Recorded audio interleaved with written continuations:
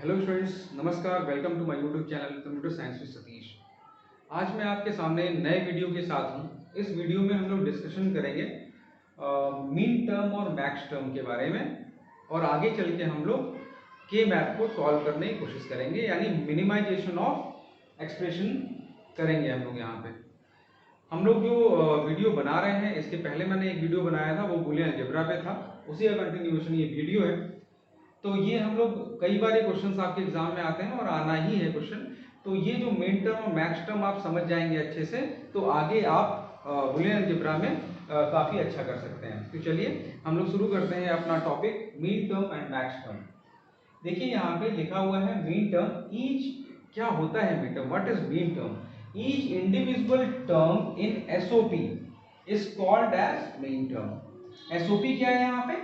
Some of product, sum of product, ठीक है, जिसे हम मीन टर्म कह रहे हैं, जिसे स्मॉल m से भी डिनोट करते हैं। ठीक है, एग्जांपल देख के हमें बताया जाता है आपको कि कैसे इसको यूज किया जाता है। इसी तरह से जो मैक्स टर्म है वो क्या है? Each individual term in POS. What is POS? Product of sum, product of sum, ठीक है, is called as max term and this is denoted by capital M and this is by small m। ठीक है, ये ध्यान रखिएगा आप। अब देखिए इसको कैसे हम लोग देख सकते हैं। अगर आप यहाँ देखें तो वेरिएबल, अगर हम दो वेरिएबल की बात करें तो हमने पिछले वीडियो में डिस्कशन किया था, दो वेरिएबल से मैक्सिमम कॉम्बिनेशन बूलियन का क्या बन सकता है? 2 का पावर 2 यानी कि 4, जिसको मैंने यहाँ लिखा है 0 1 0 1 0 0 1 1। ये तरीका है लिखने का। तीन वेरिएबल रहेगा तो 2 का पावर 3 और वो जाएगा 8 टाइम्स 0 1 0 1 0 1 0 1, और इधर आपका जाएगा 0 0 1 1 0 0 1 1। ठीक है, अब इसको अगर आपको मीन टर्म या एसओपी के फॉर्म में लिखना है तो कैसे लिखेंगे, यही आपको यहाँ पे आज इस वीडियो में देखना है। तो देखिए मीन टर्म में लिखना है एसओपी के फॉर्म में, सम ऑफ प्रोडक्ट, यानी कई सारे प्रोडक्ट का ये सम होना चाहिए। तो कैसे आप लिखेंगे, ध्यान दीजिएगा। यहाँ पे आप जब एसओपी लिखेंगे तो यहाँ देखिए एक्चुअल वेरिएबल क्या है? ये 0 है, और अगर यहाँ पर क्या है देखिए 1 है, तो 0 को यहाँ पे हम नॉट मानेंगे। ठीक है, तो हम क्या लिखेंगे? यहाँ लिखेंगे ए नॉट, जिसको हम बार से डिनोट करते हैं। तो हमने लिख दिया यहाँ ए नॉट और बी नॉट, क्योंकि बी भी 0 है। ठीक है, तो और क्या लिख सकते हैं इसको? इसको लिख सकते हैं एम 0, क्योंकि 0 0 की वैल्यू क्या होती है? 0 ही होती है, बाइनरी। इसके बाद ये आपको दिख रहा है 0 1, तो यहाँ क्या लिख सकते हैं? ए नॉट बी। ठीक है, इसको लिख सकते हैं m1। इसके बाद 1 0, ये हो जाएगा आपका a b नॉट यानी m2, और ये 1 1 क्या हो गया आपका? a b, और इसको लिख सकते हैं m3। आप देखिए यहाँ पे मैंने इसे स्मॉल लेटर में लिखा है, क्योंकि हमने ऊपर ही कहा ये एसओपी फॉर्म में है, जिसे हम स्मॉल m से डिनोट करते हैं, जिसे हम मीन टर्म कहते हैं। ठीक है, इसी तरह से अगर आपको इसको पीओएस फॉर्म में लिखना है तो आप क्या करेंगे? तब देखिए आप क्या करेंगे, 0 यहाँ पे ठीक उसका उल्टा होता है। तो देखिए अगर यहाँ पे आपको 0 दिखाई देगा तो आप क्या लिखेंगे? यहाँ पे a, और यहाँ पे देखिए डॉट है, कोई सिंबल नहीं लगा, इसका मतलब क्या हो गया? डॉट। क्लियर है? अब यहाँ पे आपको लिखना होगा, ध्यान से देख लीजिए तरीका। जब पीओएस फॉर्म में यानी प्रोडक्ट ऑफ सम के फॉर्म में लिखना है या मैक्स टर्म के फॉर्म में लिखना है तो कैसे लिखेंगे हम लोग? यहाँ 0 है तो क्या लिखेंगे? a और प्लस b। क्लियर है? यहाँ पे लिखेंगे कैपिटल M 0। यहाँ पे देखिए 0 1, तो 0 को हम लोग एक्चुअल वेरिएबल लिखते हैं और इसको कॉम्प्लीमेंट लिखते हैं। तो यहाँ पे देखिए एक्चुअल वेरिएबल क्या है? a plus b not. Clear है? यहाँ पे लिखेंगे m1। इसके बाद देखिए 1 0। क्लियर है? तो 1 यानी इसका मतलब a नॉट प्लस b, जिसको लिखेंगे हम लोग m2, और इसके बाद 1 1 यानी कि हो गया a not plus b not. ठीक है, तो इस तरह से आप मीन टर्म और मैक्स टर्म को लिख सकते हैं। ध्यान से देख लीजिए, यहाँ पे डॉट यूज होता है, और मैक्स टर्म में क्या यूज करते हैं हम लोग, प्लस का सिंबल यूज करते हैं, यानी मिन टर्म में डॉट और मैक्स टर्म में प्लस। अब देखिए अगर आपको कोई फंक्शन अवेलेबल है और उस फंक्शन से आपको मिन टर्म निकालना है या कोई दूसरा फंक्शन अवेलेबल है जिससे आपको मैक्स टर्म निकालना है, तो वो काम कैसे कर सकते हैं? देखिए बहुत आसानी से कर सकते हैं। सबसे पहले हम बात करते हैं एसओपी यानी सम ऑफ प्रोडक्ट की। एसओपी में कैसे कर सकते हैं, सम ऑफ प्रोडक्ट। क्या हुआ, कई सारे प्रोडक्ट का सम। देखिए कैसे लिख सकते हैं, function of a comma b, variable कुछ भी यूज हो सकता है, आपको ए भी मिल सकता है, एक्स वाई मिल सकता है, जो वेरिएबल मिले आपको आप उसको यूज कर सकते हैं। F a b equal to, मान लेते हैं यहां लिखा हुआ है a b plus a b not. इसका मतलब क्या होगा, इसको आपको मिन टर्म में लिखना है तो कैसे लिख सकते हैं? मिन टर्म का मतलब स्मॉल m के फॉर्म में, m में m0 m1 m2 m3। ये मिनिमम वैल्यू क्या हो सकती है, m0, मैक्सिमम वैल्यू m3। क्यों? क्योंकि हम दो वेरिएबल पे काम कर रहे हैं और दो वेरिएबल से मैक्सिमम कॉम्बिनेशन 4 हो सकता है, 2 का पावर 2 4। अगर ये तीन वेरिएबल होता, a b c होता या x y z होता, तो कितना कॉम्बिनेशन होता, 2 का पावर 3 यानी कि 8। ठीक है, वो भी हम लोग देख लेंगे आगे। फिलहाल देखते हैं दो वेरिएबल में मिड टर्म में कैसे लिखेंगे। तो ए बी हो गया, तो ए बी। अब देखिए यहाँ पे एसओपी के लिए क्या सिंबल यूज होता है, समेशन, सिग्मा जिसे कहते हैं आप, ठीक है ना, सिग्मा। अब समेशन ऑफ एम ही है ये, तो summation of m in bracket a b. तो देखिए ए का मतलब क्या हुआ, एसओपी में ए का मतलब 1 और बी का मतलब 1। ए नॉट का मतलब 0 होता है, बी नॉट का मतलब 0 होता है। तो ए का मतलब हमने 1 निकाला और बी का मतलब 1 निकाला, तो 1 1 कितना होता है? तो अगर इसका आप लोग बाइनरी से कन्वर्जन करेंगे डेसिमल में तो ये आएगा 3। ठीक है ना, 0 1 2 3। ठीक है, तो ये हो जाएगा m3। ठीक है, यहाँ पे m हमने चूंकि लिख दिया है तो यहाँ आप सिर्फ 3 लिख सकते हैं, क्योंकि हमने समेशन ऑफ m ऑलरेडी लिख चुके हैं यहाँ पे। तो यहाँ आप 3 लिख दीजिए और comma a b not. a का मतलब क्या हो गया 1, b नॉट का मतलब हो गया 0। तो 1 0 ये बाइनरी है, इसका डेसिमल कितना होगा 2। देख लीजिए यहाँ पे 0 1 2 1 0। ठीक है, तो ये हो जाएगा 2। तो ये हो गया आपका मिन टर्म। तो ये फंक्शन अवेलेबल था, आपने क्या लिखा है, इसको मिन टर्म के फॉर्म में लिखा। तो अगर आपको फंक्शन अवेलेबल है तो आप मिन टर्म के फॉर्म में लिख सकते हैं। अगर मिन टर्म के फॉर्म में आपको फंक्शन अवेलेबल है तो आप फंक्शन में इसको लिख सकते हैं। तो इसी तरीके से आप एसओपी ये था, इसी तरीके से आप पीओएस में भी ये काम आसानी से कर सकते हैं, यानी प्रोडक्ट ऑफ सम में। यहां ध्यान से देख लीजिए, this is sum of product. देखिए पहला प्रोडक्ट और दूसरा प्रोडक्ट, इसका सम है ये, इसीलिए इसे सम ऑफ प्रोडक्ट कह रहे हैं। ठीक है, ये तीन वेरिएबल का भी हो सकता है। तीन वेरिएबल के केस में क्या होगा, ध्यान से समझ लीजिए। तीन वेरिएबल का केस रहेगा तो क्या कर सकते हैं, मान लेते हैं हम x हो गया, y हो गया और z हो गया। ठीक है, तो तीन वेरिएबल में कैसे लिखेंगे, हमने बताया था 2 का पावर 3 होगा, यानी 8 टर्म आएंगे इसमें, यानी 0 1 0 1 0 1 और 0 1। 8 टाइम्स मैंने लिखा। फिर देखिए 0 0 0 1 0 0 1 1, थोड़ा मिस्टेक हुआ है, 0 0 1 1 0 0 1 1। ठीक है, फिर 4 0 और 4 1 1 1 1 1। ठीक है, ये लिखने का तरीका है। तो अगर आप इसका, ये बाइनरी में मैंने लिखा है, अगर इसका बाइनरी में डेसिमल कन्वर्जन आप करेंगे तो देखेंगे ये है 0, ये है 1, ये है 2 3 4 5 6 एंड 7। तो 0 से लेके 7 तक का ये बाइनरी लिखा हुआ है। लिखने का तरीका क्या, जो भी आपके z की वैल्यू है वो 0 1 0 1 आएगी 8 टाइम्स, y की वैल्यू 0 0 1 1। जैसे बढ़ते जाएंगे जीरो की संख्या या कहें जिस भी वेरिएबल 0 या 1 वो डबल होता चला जाएगा। यहाँ 1 था, यहाँ 2 है, यहाँ 4 हो गया है। ठीक है, अब इसमें मान लेते हैं कि यहाँ पर जो इसका रिजल्टेंट है, यहाँ पर मान लेते हैं कि यहाँ पे 1 है, यहाँ पे 1 है, यहाँ पे 1 है और यहाँ पे 1 है, बाकी जगह 0 है। ठीक है, तो अब अगर आपके सामने ये टेबल अवेलेबल है और इसको आपको फंक्शन में लिखना है या मिन टर्म में लिखना है तो कैसे लिख सकते हैं? तो देखिए इसको भी लिखने का तरीका बहुत ही सिंपल है। अगर आप लिखना चाहते हैं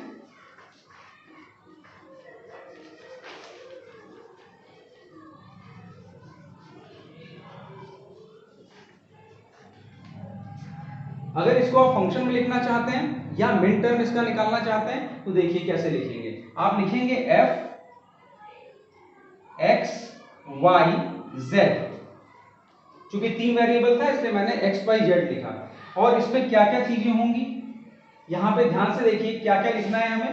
पहला, ये दूसरा, ये तीसरा और ये चौथा, यानी 4 यहाँ पे आपके फंक्शन, यहाँ एक फंक्शन है इसमें 4 चीजें आएंगी। तो पहला 1 है तो क्या होगा देखिए x not y not z not, ठीक है। तो मैंने लिख दिया यहाँ पे x not y not z not, ठीक है। ये मैं लिख रहा हूं एसओपी के फॉर्म में, ठीक है। x not y not z not plus sum of product है, पहला प्रोडक्ट टर्म लिख दिया मैंने। दूसरा प्रोडक्ट टर्म क्या होगा ये, यानी कि x not y z not, x not y z not, ठीक है।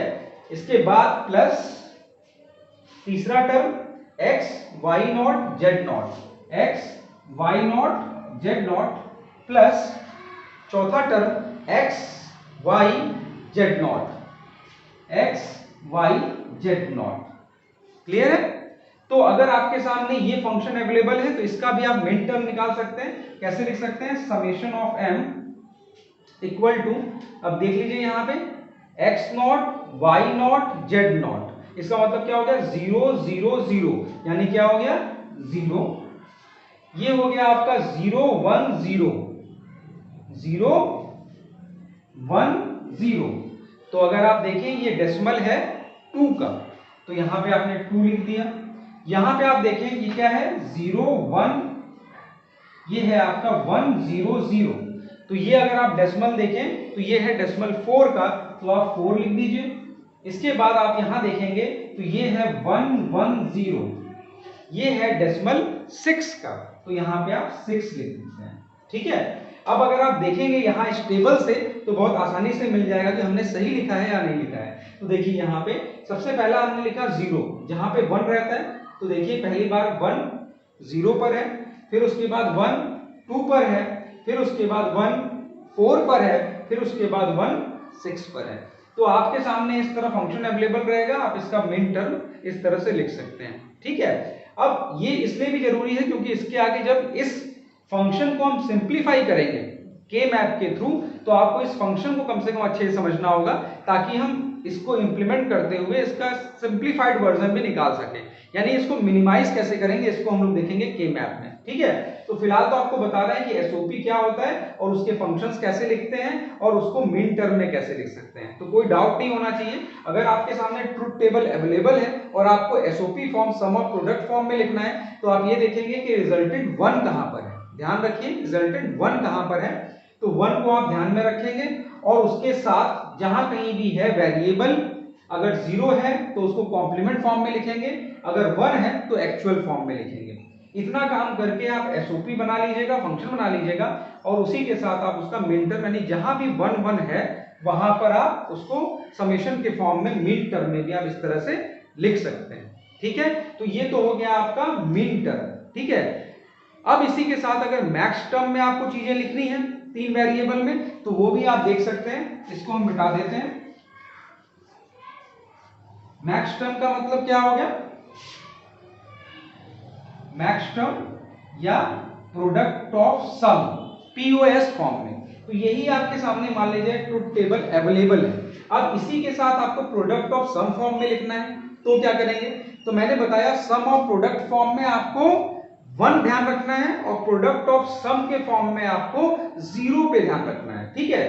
तो देखिए यहाँ पे कहां 0 है, इस टर्म पे 0 है, यहां पे 0 है, यहां पर 0 है और इस टर्म पे 0 है। देखिए लिखने का तरीका क्या होगा, तो यहां पे देख लीजिए अगर 0 मिलता है तो आपको लिखना है फंक्शन ऑफ x y और z equal to product of sum के फॉर्म में हम लिख रहे हैं इस फंक्शन को, ठीक है ना।